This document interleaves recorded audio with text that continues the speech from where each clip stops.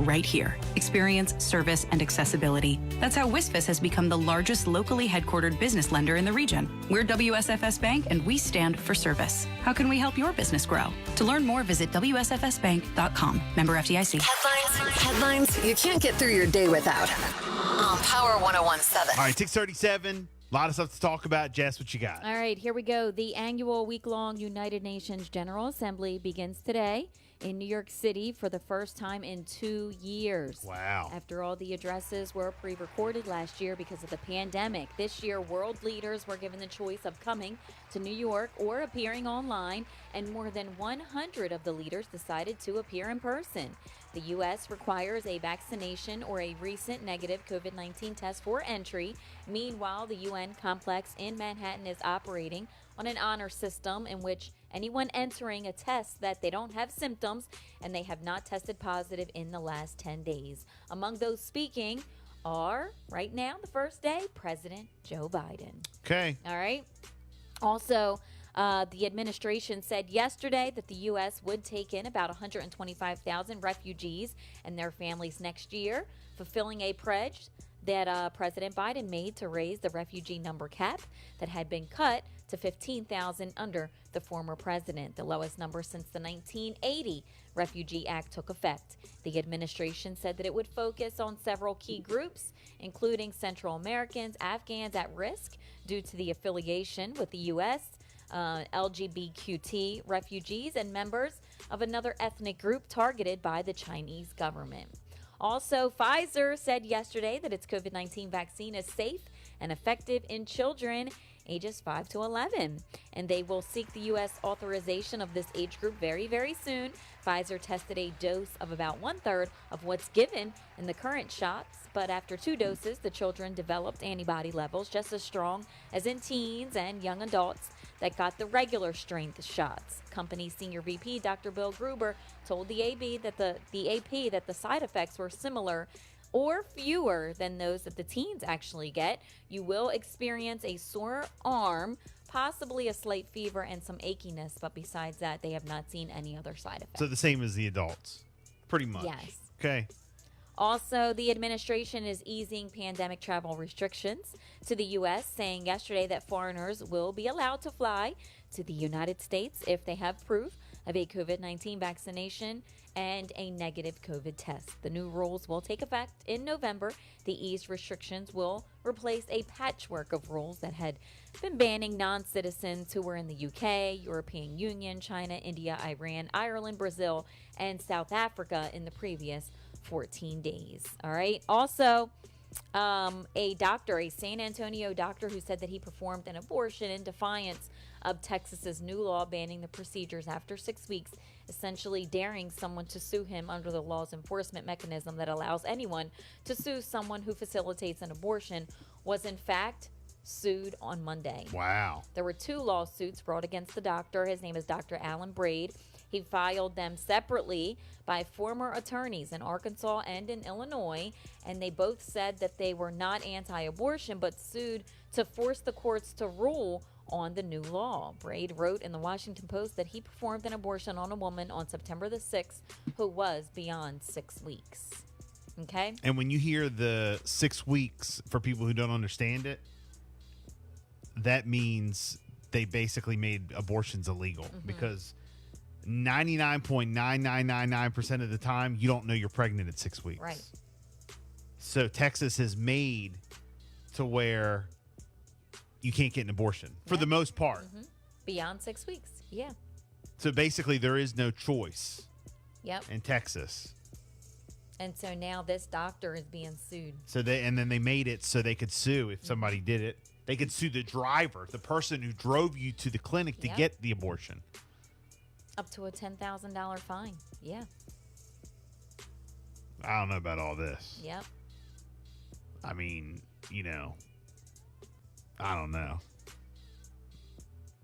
I'll keep my comments to myself, but he did it. This is a story that we will continue to closely follow. I don't think this will last. Oh, the gosh. law in Texas. I just don't know. It's one of those things where I think no, it'll get overturned. And then on the other hand, I'm like, but they made it this far and they did it. Yeah. How did it get there in the first place? It might take a lot to overturn it.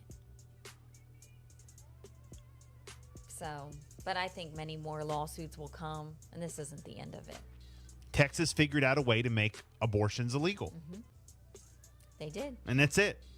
And this doctor here is the first one who defied the new Texas abortion ban, and he has now been sued. So a woman cannot choose if she, a circumstance she'll have to happened. go to a neighboring state. Someone got raped or incest. You can't. After 6 weeks, done. You got to have the baby. And again, 99.999999% of the time, you don't know if you're pregnant in 6 weeks. Yep. Next story.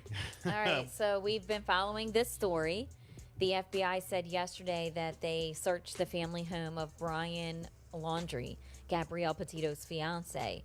One day after that it was announced that a body believed to be that of Petito was found in Wyoming.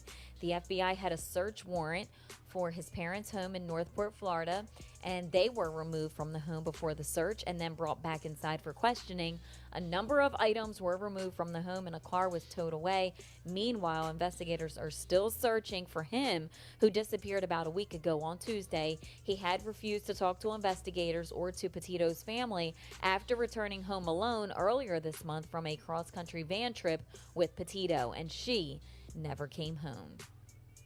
We're going to dive a little bit deeper into that whole Gabby Petito story after 7 o'clock. Nancy Grace has been doing some specials on it. Yep. On Fox, and we'll talk about it. All right. Also, as flu season approaches, Tidal Health Peninsula Regional is asking people to think twice before visiting the emergency room. Hospital officials say that it comes down to the increasing number of COVID-19 patients that they are currently dealing with.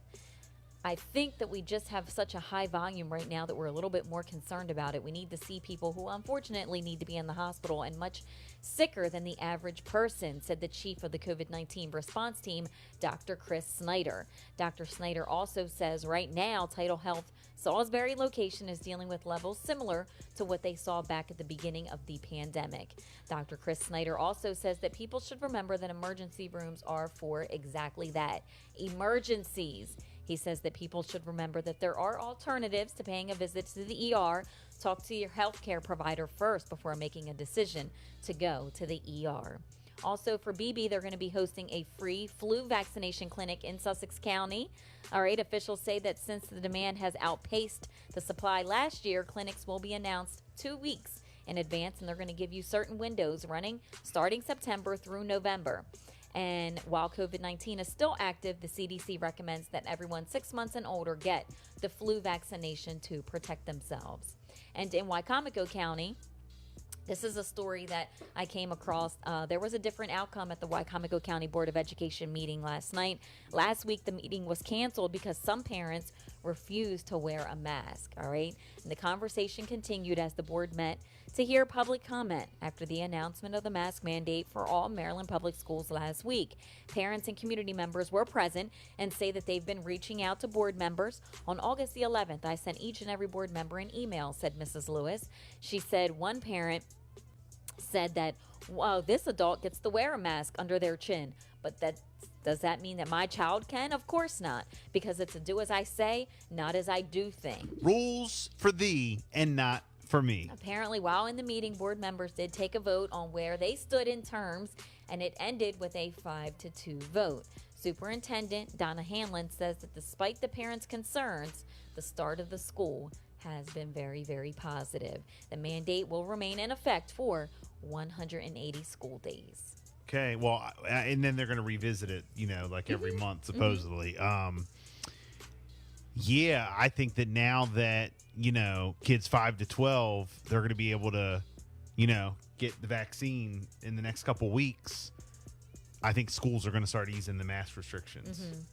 But on the other side of things, parents did raise some concerns, and they said that they want that to be a choice, hoping that it doesn't lead to some vaccination mandate in the future. This parent raised concerns and says, I do not want my child to be forced to be vaccinated, not one shape, form, or another. I It's believe my right. that health of my child is my business, my wife, The and Constitution. my child, said one parent.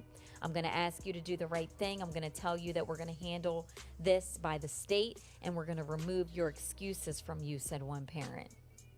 I just seen a post on Facebook. Goodness. It says, as of today, 74. You guys hear that train whistle in the background? I don't know if you guys can hear that or not on the air. We hear it. We got the window open here at our studio in Georgetown, and like there's a train, and it's going, hung. Yeah, I don't know if you guys can hear that or not.